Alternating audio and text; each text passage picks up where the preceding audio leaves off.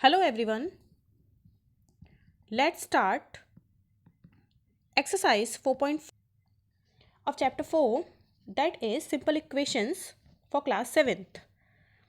Question number 1 is set up equations and solve them to find the unknown numbers in the following cases. Here are some statements. You have to set up an equation firstly and then solve them. यानी कि यहाँ पर कुछ statements given हैं, उनसे आपको पहले equation buildup करनी है और फिर इक्वेशन बिल्डअप करने के बाद उस इक्वेशन को सॉल्व करना है। और यानी कि उस इक्वेशन में जो भी अननोन नंबर है या वेरिएबल है उसको सॉल्व करना है।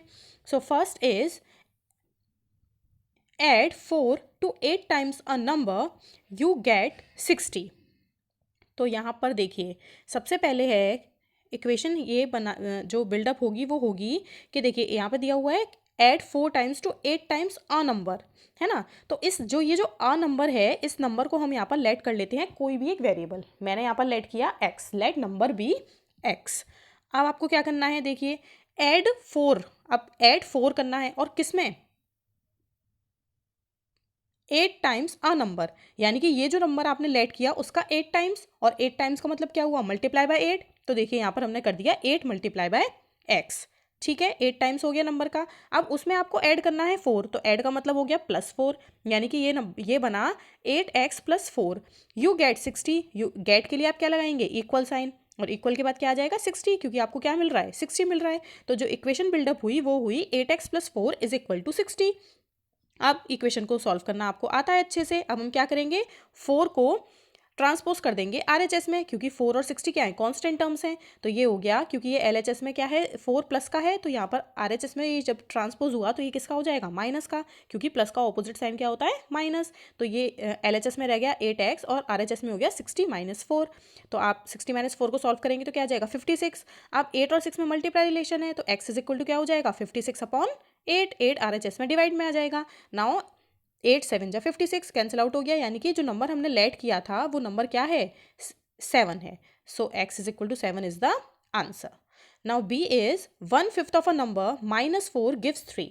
अब क्या दिया हुआ है कि कोई एक नंबर है उसका 1/5 आपको लेना है, फिर उसमें से -4 करना है, तो रिजल्ट क्या मिल जाता है 3 मिल जाता है। तो सबसे पहले हमें क्या करना होगा लेट नंबर बी x, ठीक है। अब 1/5 का मतलब क्या हुआ, इस नंबर का 1/5 का मतलब हुआ x × 1/5, या इसको हम डायरेक्टली क्या लिख सकते हैं x/5 -4। तो डायरेक्टली आपने क्या कर दिया x/5 -4 = 3।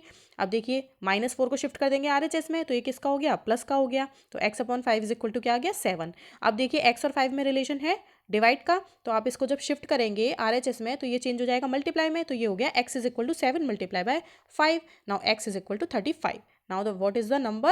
The number is 35. Okay. So C is if I take 3/4 of a number and add 3 to it, I get 21. बहुत ही ईजी है। सबसे पहले क्या करेंगे आप नंबर को लेट कर लिया। अब देखिए यहाँ पर मैंने नंबर लेट किया हुआ है y, ठीक है कोई भी वेरिएबल ले सकते हैं, मैंने भी आपसे कहा था। तो लेट नंबर भी y। अब क्या करना है 3/4 ऑफ द नंबर का मतलब क्या हुआ 3/4y। फिर क्या करना है ऐड 3, तो हो गया +3 और = 21। तो अब 3 को ट्रांसपोज कर देंगे आरएचएस में तो माइनस का हो जाएगा, तो ये बचेगा 3/4y = 21 - 3। नेक्स्ट स्टेप में 21 - 3 आ गया 18। अब देखिए जो y 4 है वो y से कहाँ पर है डिनोमिनेटर में है, तो ये जो 4 है नेक्स्ट स्टेप में ये चला जाएगा मल्टीप्लाई में 18 के साथ, तो ये हो गया 3y = 18 × 4। नाउ अब 3 और y में क्या रिलेशन है 3 और y में रिलेशन है मल्टीप्लाई का, तो जब आप इसको शिफ्ट करेंगे तो ये किस में आएगा डिवाइड में आएगा, तो ये हो गया 18/4 डिवाइडेड बाय 3। अब देखिए 3 से 18 रिड्यूस हो जाएगा 6 times. Now it become 6 × 4। So the answer is y = 24, यानी कि वो जो नंबर था वो क्या था 24। Okay. Now D is when I subtracted 11 from twice a number. एक नंबर के ट्वाइस में से 11 सब्ट्रैक्ट करते हैं तो रिजल्ट आ जाता है 15। तो सबसे पहले नंबर को लेट कर लिया कि लेट नंबर भी x। अब क्या करना है आपको उस नंबर का ट्वाइस करना है, तो ये हो गया 2x। फिर सब्ट्रैक्ट करना था 11 तो -11 और क्या मिल गया 15 मिल गया। नेक्स्ट स्टेप में 11 हो जाएगा प्लस का आरएचएस में आके, तो ये हो गया 2x = 26। अब 2 और x में रिलेशन है मल्टीप्लाई, तो ये हो जाएगा x = 26 डिवाइडेड बाई 2 है इसलिए कैंसिल आउट हो जाएगा, यानी कि जो नंबर था वो कितना था 13।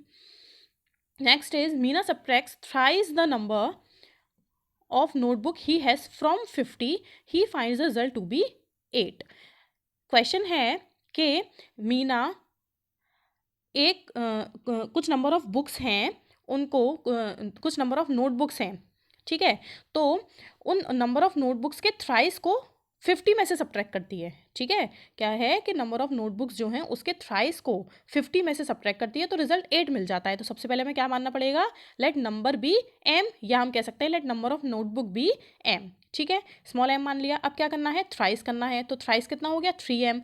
अब ये जो 3m है इसको किस में से सब्ट्रैक्ट करना है, 50 में से, है ना, क्योंकि यहाँ पे क्या लिखा हुआ है कि Meena subtracts thrice the number of notebook he has from 50, है ना, 50 में से क्या करती है वो, thrice the number of notebook को सब्ट्रैक्ट करती है, तो इसलिए ये बनेगा 50 माइनस 3m, तो रिजल्ट क्या आ जाता है, 8 आ जाता है। तो अब आप क्या करेंगे, देखिए 50 और 8 कांस्टेंट है, तो इसलिए आप 50 को शिफ्ट कर देंगे RHS में, ठीक है, तो जब 50 को RHS में शिफ्ट करेंगे तो ये आपका क्या बन जाएगा, माइनस का बनेगा, क्योंकि देखिए 50 के बिफोर में कोई साइन नहीं है, कोई साइन नहीं होता तो हम प्लस साइन मानते हैं, तो यहाँ पर ये आपका रह जाएगा माइनस का 3m पूरा पूरा।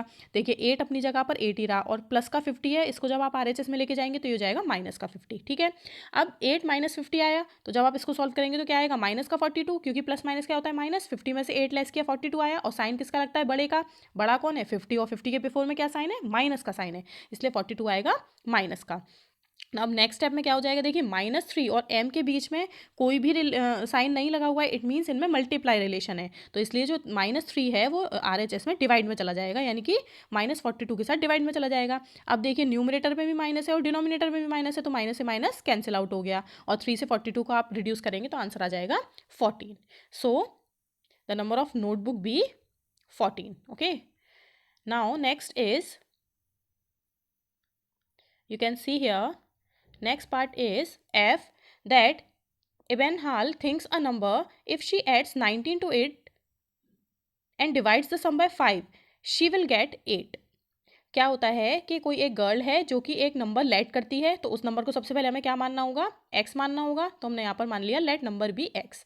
Then if she adds 19 to it, फिर उसने उस नंबर में क्या किया, 19 ऐड किया, तो ये हो गया x प्लस 19, और ऐड करने के बाद वो उस सम को डिवाइड कर देती है 5 से, तो इसलिए जो अपॉन 5 लगेगा वो पूरे इस सम के साथ लगेगा, यानी कि x प्लस 19 के साथ लगेगा, क्योंकि वो पूरे सम को डिवाइड करती है, तो ये हो गया x प्लस 19 अपॉन 5, तो उसे क्या मिल जाता है 8, यानी कि इक्वल टू 8। अब देखिए अपॉन में जो 5 है वो नेक्स्ट स्टेप में डिवाइड में मल्टीप्लाई में चला जाएगा, तो ये हो गया 8 मल्टीप्लाई बाई 5, यानी कि 8 5 40।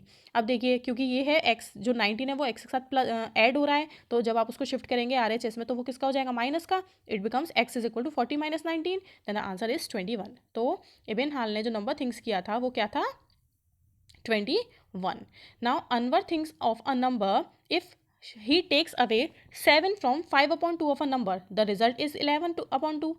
बहुत इजीली आप क्या बना लेंगे, इक्वेशन जनरेट कर लेंगे। अनवर ने एक नंबर थिंक किया, तो आप उस नंबर को क्या मानेंगे कि अनवर ने जो नंबर थिंक किया वो है लेट नंबर बी एक्स, जो नंबर है वो क्या है, एक्स है। फिर क्या करना है आपको, 5/2 करना है उस नंबर का, तो ये हो गया 5/2x। अब यहाँ पे था if he takes away 7 from 5/2 of a number, अब 5/2 ऑफ अ नंबर में से वो 7 टेक्स अवे करता है, तो 7 टेक्स अवे का मतलब क्या हुआ, -7 कर देता है, 7 ले लिया ना, 5/2 ऑफ अ नंबर में से 7 ले लिया, तो 7 जब लिया तो वो क्या हो जाएगा -7, तो उसे रिजल्ट क्या मिल जाता है 11/2। सबसे पहले अब आप क्या करेंगे, -7 को शिफ्ट करेंगे RHS में, तो ये हो गया प्लस का 7। अब देखिए 7 के अपॉन में तो डिनोमिनेटर नहीं है, लेकिन 11 के अपॉन में 2 था, तो इसलिए हमने उसके डिनोमिनेटर में 1 मान लिया।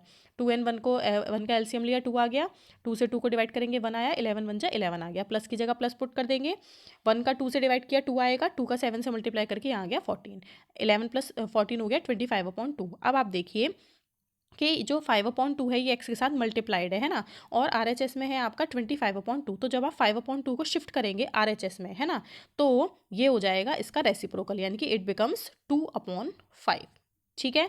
तो 2 से 2 कैंसिल आउट हो गया, आप यहाँ पर देख सकते हैं, और 5 से 25 हो गया 5 times, so the number is 5, यानी कि अनवर ने जो नंबर थिंक किया था वो क्या था, 5, okay.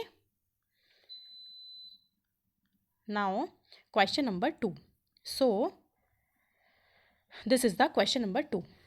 Solve the following. Again आपको क्या करना है कि यहाँ पर कुछ स्टेटमेंट्स हैं, उनसे आपको इक्वेशन जनरेट करनी है और फिर उस इक्वेशन को सॉल्व करना है, ठीक है। तो आप यहाँ पर देख सकते हैं कि फर्स्ट है the teacher tells the class that the highest marks obtained by a student in her class is twice the lowest marks plus 7, the highest score is 87, what is the lowest score.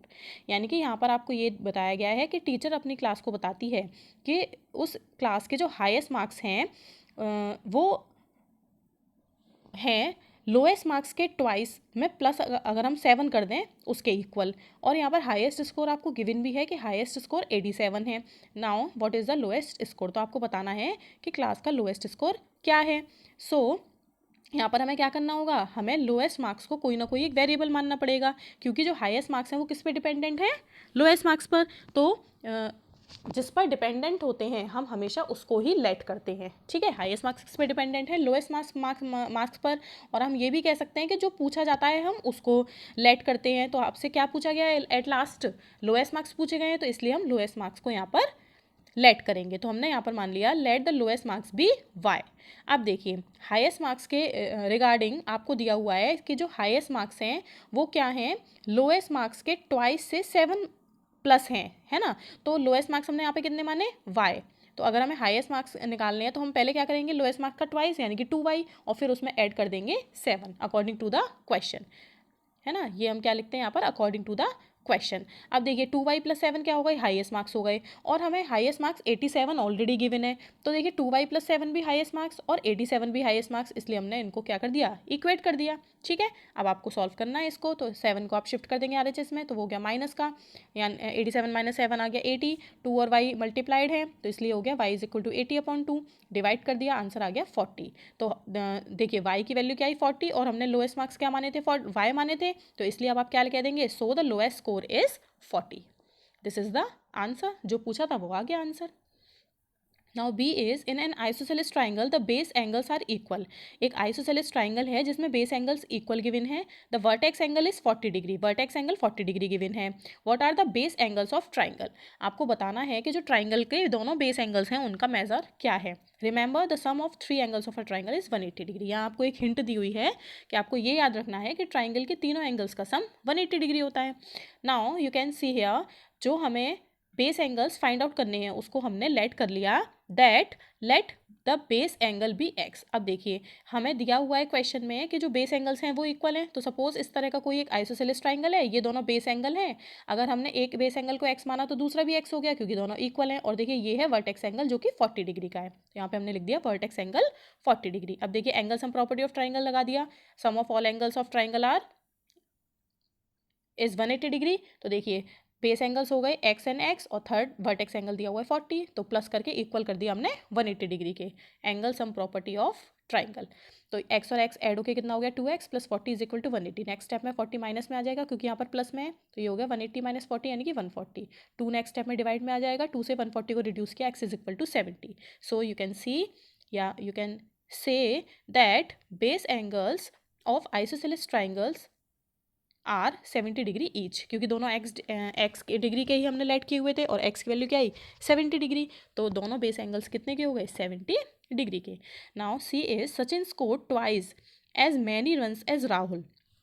Sachin का जो score है वो है राहुल का twice, यानी कि राहुल को जितने स्कोर मिला है उससे दुगना, twice. Together their runs fell two short a double century. अगर उनके रन को मिला दिया जाता है तो उनके रन, जो दोनों के रन मिलाकर बनते हैं वो कितने बनते हैं, fell two short of a double century. Double century में से 2 रन्स कम, है ना। डबल ये है their runs fell two short, two short का मतलब 2 रन्स कम, और किससे कम, डबल सेंचुरी से। तो डबल सेंचुरी का मतलब क्या हुआ, 100 + 100 यानी कि 200, या हम कह सकते हैं 2 × 100। डबल सेंचुरी का मतलब यही तो हुआ। Now how many runs did each one score, आपको बताना है कि दोनों ने सेपरेटली जो रन्स बनाए वो क्या क्या थे। तो अब देखिए हम यहाँ पर किसको लेट करेंगे, हम यहाँ पर लेट करेंगे राहुल के स्कोर को x। क्यों, क्योंकि देखिए जो सचिन के स्कोर हैं वो डिपेंडेंट हैं राहुल के स्कोर पर, क्योंकि यहाँ दिया हुआ है Sachin score twice as many runs as Rahul, है ना।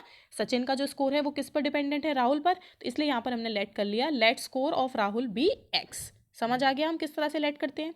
तो देखिए सचिन का स्कोर अपने आप कितना हो गया 2x, क्योंकि सचिन का स्कोर दिया हुआ था ट्वाइस एज राहुल और राहुल का हमने x माना है, तो सचिन का स्कोर हो गया 2x। Now according to question क्या दिया हुआ था, दोनों के स्कोर को अगर मिला दीजिए टुगेदर, टुगेदर का मतलब प्लस कर दीजिए, तो x + 2x हो जाएगा।